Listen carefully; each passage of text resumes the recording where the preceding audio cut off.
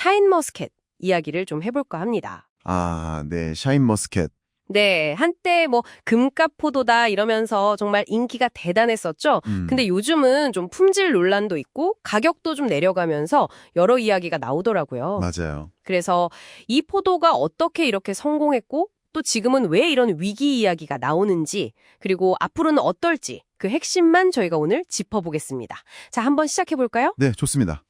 이 샤인머스켓은 사실 그냥 과일 하나 그 이상이었죠. 그렇죠. 독특한 그 망고 향 같은 머스켓 향이 있고요.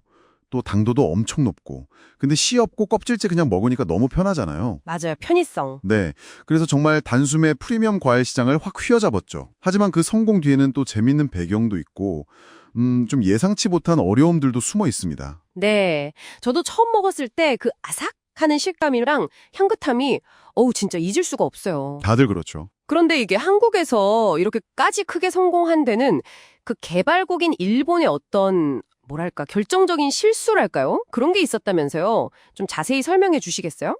아, 네. 그게 참 흥미로운 지점인데요.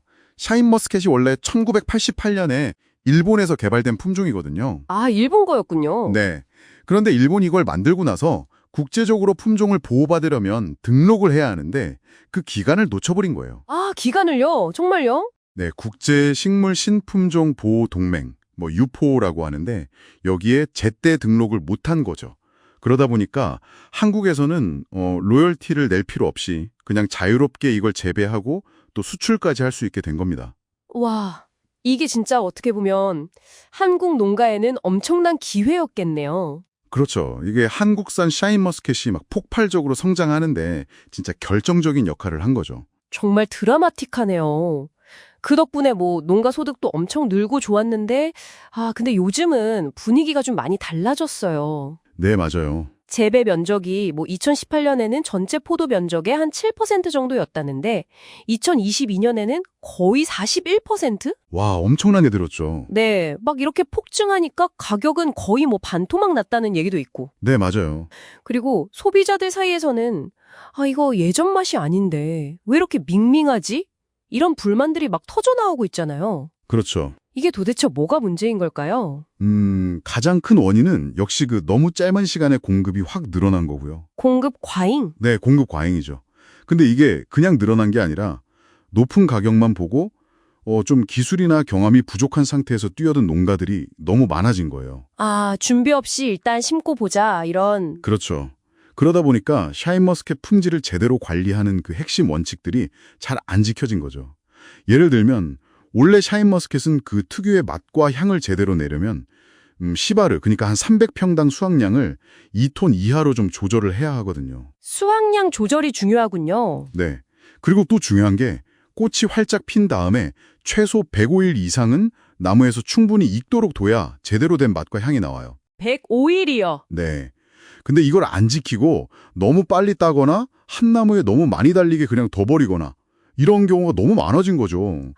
결국은 덜 익고 또 너무 많이 달린 그런 포도들이 시장에 막 풀리면서 전체적인 품질에 대한 인식을 확 떨어뜨린 거네요. 바로 그거죠. 특히 소비자들이 샤인머스켓을 기대하는 건 그냥 단맛만 있는 게 아니잖아요. 그 특유의 향긋한 망고향 같은 거. 맞아요, 그 향. 근데 그게 사라졌다는 이야기가 정말 많아요. 네, 그 지점이 정말 중요합니다.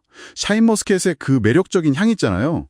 그걸 리날룰 같은 좀 어려운 말로 모노테르펜 계열 화합물인데 이런 성분들에서 나오는 거거든요. 향기 성분이 따로 있군요. 네, 근데 이 성분들은 포도가 나무에서 충분히 익어야만, 정말 제대로 익어야만 생성이 되고 또 향이 발현되는 거예요. 아하. 그러니까 그냥 당도, 브릭스 수치만 높다고 해서 다 좋은 샤인머스켓이 아닌 거죠.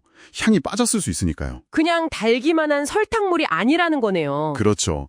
근데 여기서 또 하나 간과하면 안 되는 게 있어요. 네. 우리가 이제 오래 보관하고 유통시키려고 저온, 영도씨 같은 데 보관하거나 아니면 곰팡이 같은 거 막으려고 아황산가스, 그 SO2 패드 같은 거 쓰잖아요. 네, 쓰죠. 마트에서 보면 같이 들어있던데요. 네, 근데 이게 겉모습은 되게 싱싱하게 유지를 시켜주는데 연구 결과들을 보면 바로 그 섬세한 향, 그 리날룰 같은 성분들을 확 줄여버릴 수 있다는 거예요. 헐, 정말요? 네. 그럼 향이 날아가는 거네요. 네.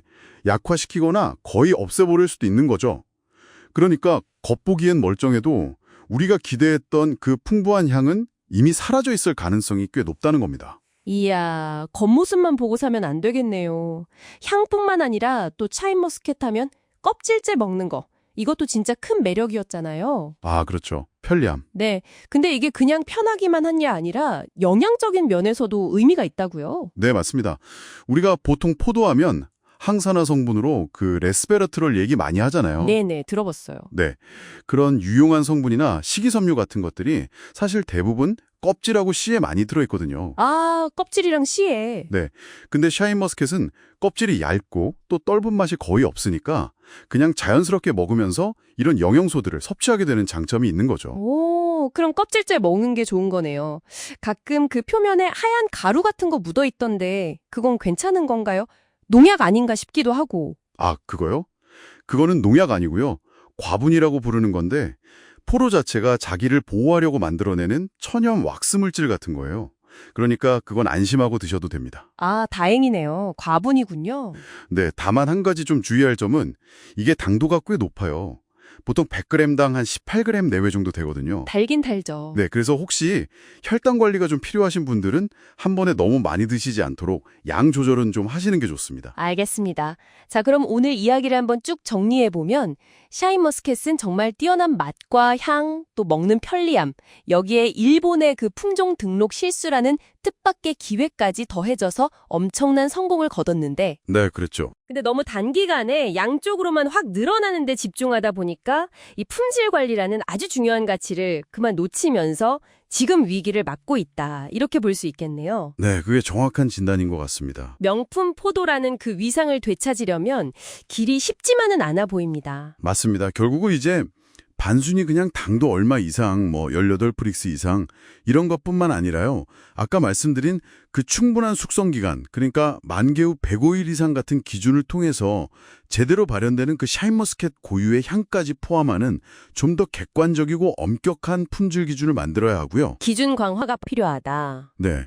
그리고 그 기준이 그냥 기준만 있는 게 아니라 생산 단계부터 유통 단계까지 투명하게 관리되고 정보가 제공되는 그런 시스템이 꼭 필요합니다. 그래야만 소비자들이 다시 신뢰를 회복할 수 있겠죠. 그렇죠. 투명한 정보 공개. 네. 특히 이제 오래 저장됐던 물량이랑 막 수확한 핵과일이랑은 명확히 좀 구분해서 정보를 제공해 주는 것도 저는 아주 중요하다고 봅니다. 네, 오늘 샤인머스켓 딥다이브는 여기까지 정리해야 할 것 같습니다. 듣고 계신 여러분 생각은 어떠신가요? 과연 이 샤인머스켓이 엄격한 품질 관리를 통해서 다시 한번 프리미엄 과일의 대명사로 우뚝 설 수 있을까요? 아니면 지금처럼 그냥 좀 대중적인 과일 중 하나로 이렇게 자리 잡게 될까요? 글쎄요. 지켜봐야겠죠. 네. 한편에서는 또 이 샤인머스켓의 뒤를 이을 만한 새로운 품종들에 대한 기대도 커지고 있다고 해요. 홍주 시들리스라든지 슈팅스타 같은 우리 국산 신품종들이 개발되고 있다는데 이 새로운 포도들이 또 어떻게 시장에 나올지 이것도 앞으로 좀 주목해서 보시면 재미있는 관전 포인트가 되지 않을까 싶습니다.